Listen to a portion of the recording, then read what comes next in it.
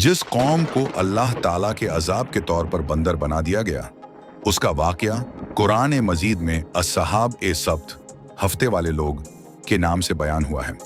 ये बनी इसराइल की तारीख का बहुत ही इबरतनाक और नसीहत से भरा हुआ वाकया है, जिसे अल्लाह ताला ने सूरह बकरा, सूरह आराफ और सूरह नहल में अलग अलग अंदाज से बयान किया है, ताकि कयामत तक आने वाले लोग इससे सबक हासिल करें। ये लोग समुंदर के किनारे रहने वाली एक बस्ती में रहते थे। ज्यादातर उल्मा के मुताबिक उस बस्ती का नाम ईलात था। ये लोग जाहिर में अल्लाह को मानने वाले, तौरेत को मानने वाले और नबियों की बात सुनने वाले थे, लेकिन इनके दिलों में दुनिया की मोहब्बत, माल की लालच और नफ्स की चालाकी भर चुकी थी, जिस वजह से ये अल्लाह के हुक्मों में चालें चलने लगे। अल्लाह ताला ने इन्हें आजमाने के लिए यह हुक्म दिया कि हफ्ते के दिन हर तरह का दुनियावी काम, खास तौर पर मछली पकड़ना, सख्त मना है, क्योंकि यह दिन इबादत और आराम के लिए मुकर्रर था। असल इम्तिहान तब शुरू हुआ जब अल्लाह ने इनके सब्र और फरमाबरदारी को परखने के लिए मछलियों को हफ्ते के दिन बहुत ज्यादा कर दिया। मछलियां पानी की सतह पर साफ नजर आती और किनारों तक आ जाती, जबकि बाकी दिनों में बहुत कम होती। यहाँ शैतान ने बहकाया और नफ्स ने चालाकी सिखाई। इन लोगों ने खुलेआम यह नहीं कहा कि हम हुक्म तोड़ रहे हैं, बल्कि यह बहाना बनाया कि हम तो शिकार कर ही नहीं रहे। उन्होंने हफ्ते से पहले गड्ढे खोद लिए, जाल लगा दिए, रास्ते बना दिए, ताकि हफ्ते के दिन मछलियां खुद ही उनमें फंस जाएं और इतवार को वे उन्हें पकड़ लें। उन्हें लगता था कि वे गुनाह से बच गए हैं, लेकिन अल्लाह नियतों और दिलों की हालत को जानता है। इस कौम में 3 तरह के लोग हो गए थे।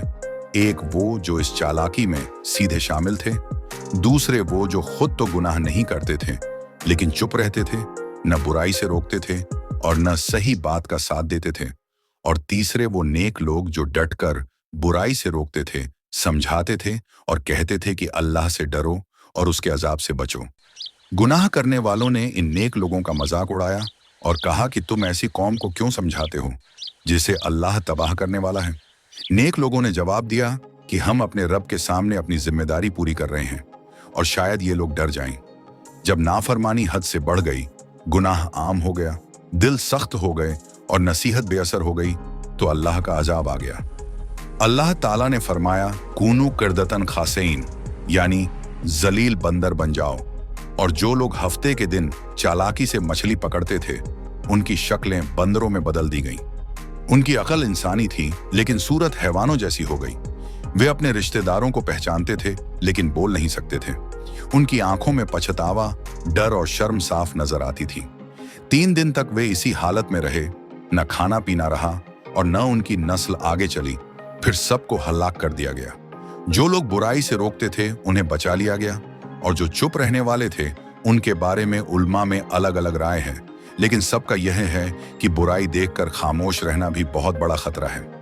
ये वाकया सिर्फ एक पुरानी कहानी नहीं, बल्कि क़यामत तक के लिए एक खुला पैगाम है कि अल्लाह के हुक्मों में चालाकी करना, ज़ाहिरी तौर पर दीन पर चलना और अंदर से नाफरमानी करना इंसान को इस हाल तक गिरा देता है कि वह इंसान होकर भी हैवान से बदतर हो जाता है। अल्लाह को धोखा नहीं दिया जा सकता, वह दिलों की नीयत जानता है, और जो कौमें उसके हुक्मों को खेल समझ लेती हैं, उनका अंजाम जिल्लत और तबाही ही होता है।